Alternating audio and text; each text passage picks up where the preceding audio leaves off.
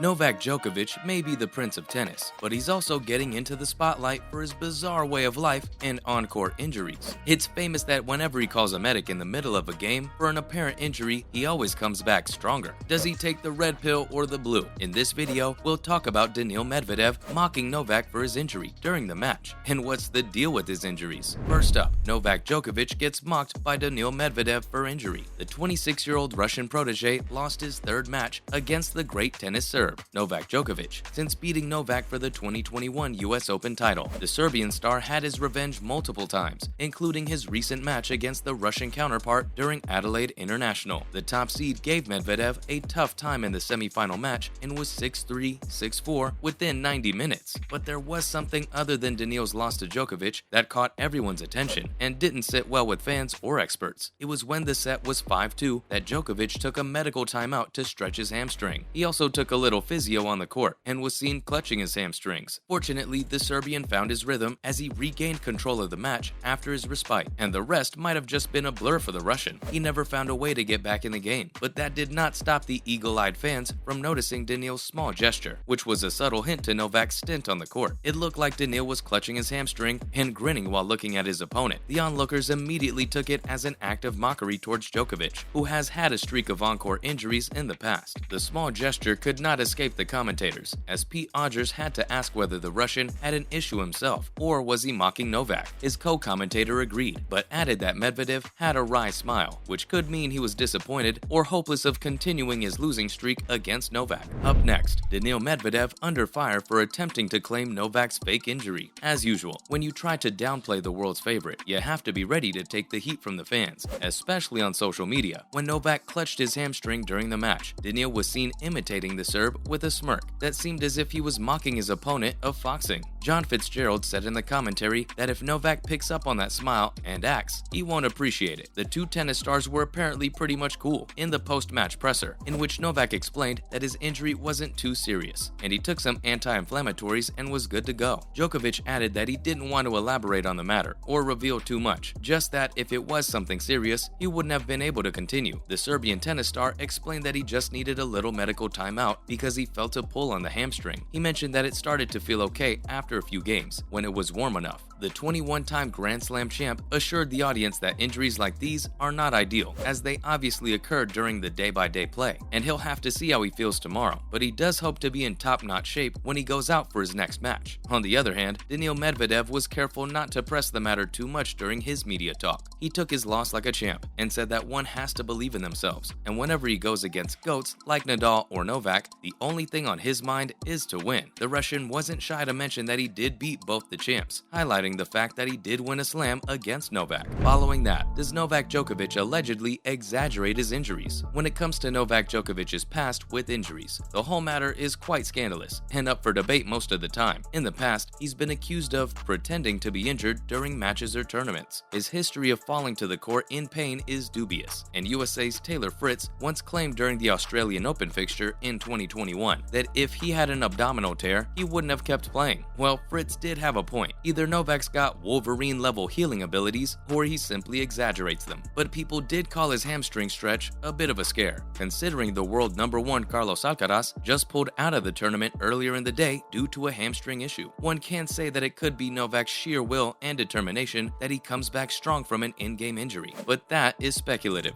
considering it has happened a dozen times. Djokovic has made wild, wacky proclamations in his career, including purifying polluted water with positive emotion and boasting magnetic healing powers, so you understand why everyone is always skeptical of his injuries. For instance, during the 2008 US Open against Tommy Robredo, Novak had to take 2 timeouts in the 4th round against his opponent, and we all know how that went. It was a time when Novak wasn't included with the likes of Nadal or Federer, but he defeated Tommy, which earned him a number in the press conference. Tommy sarcastically commented that Djokovic had overcome a back injury, 2 hurt ankles, bird flu, a cramp, a common cold, SARS, a cold, and even anthrax. He leaves it to the viewer's imagination that Novak is either the most courageous guy of all time or is always quick to call the trainer. Coming up, why there's so much drama surrounding Novak's injurious past. It could be possible that Novak Djokovic has some rare healing powers since he's always coming back stronger after an on-court injury. But whenever there's a high-profile match and an injury is involved, it always becomes a drama with Novak. It happened back in 2011 when Novak was up against Rafael Nadal at the US Open final. The Serb had to retire because of a shoulder injury during a US Open lead-in event. But what surprised everyone was that he was in great shape a week after at the Grand Slam. He defeated Roger Federer in the semifinals to face off against Nadal in the final. It was an on-and-off thing between Novak and Nadal, where each one was trying to settle the score for the last defeat. So, during their face-off in the fourth set, Novak had to call for a timeout because of rib pains, leg cramps, and a sore lower back. Yikes! The crowd obviously starts to rile up, and Nadal sarcastically signals the crowd to pile onto him even more. It seems like his opponents are never happy when Djokovic is calling for timeouts and then winning the next round. In his defense, the Serb champ says that he takes his chances. Something like that also happened against Andy Murray during the 2015 Australian Open final. This was his most bizarre appearance on the court, as he struggled to walk in a straight line and began collapsing after shots. It was weird that he stumbled only after losing points, and surprisingly, he won in 4 sets to claim the Australian Open title. Talk about that. Of course, Murray had to talk about it, because he claimed that Novak's behavior distracted him in the third set, and he even went on to say that he thought he didn't know what the issue was, but it didn't seem legitimate. Next up, does Djokovic's lifestyle have anything to do with his injuries? Novak Djokovic has said and done a lot of weird things in his career, and the polluted water thing is just one of the recent ones. He's got a lot of on-court drama on his resume, but does that have anything to do with what goes behind the scenes? Or is he just too determined to back down? Players like Andy Murray, Rafael Nadal, and Daniil Medvedev would disagree that the way he goes down during a game because of an injury is not an exaggeration. People have crucified him over his COVID stance, where he refused to be forced into vaccination, and he even denied following the 2020 US Open bubble protocol. Instead, he opted to want to stay in a luxury hotel that cost over $40,000 a week. So, when he goes and pulls off an injury on the court only when he's on the downside, it tends to raise questions. Commentator Patrick McEnroe even called his medical timeouts during matches a complete abuse of the rules. He added that even the officials don't have the guts to do anything about it. In 2020, Novak entered the French Open encounter cradling his left arm and with a bandage on his neck. He was up against Pablo Carreno Busta and had the trainer called up to work on him even during changeovers. Of course, that's the drill, because after that, Carreno lost, but he was quite vocal about the disruption in the post-match conference. He pointed out that Djokovic's behavior did not surprise him, because he always does it. It was a sign that he wasn't doing well, and whenever he was down, he asked for a trainer, as he's done for many years. And finally, Djokovic wins his first title since after deportation. Djokovic was back in action after the whole Novak's fiasco in 2022, but that's all in the past. The Serbian tennis king has won his first title of the year in Australia as he prepares for the Australian Open. This will be his 10th attempt at the title and 22nd attempt overall for a Grand Slam title. After an eventful semifinal against Russian player Daniil Medvedev, Novak faced off against American Sebastian Korda in the Adelaide International Final and won.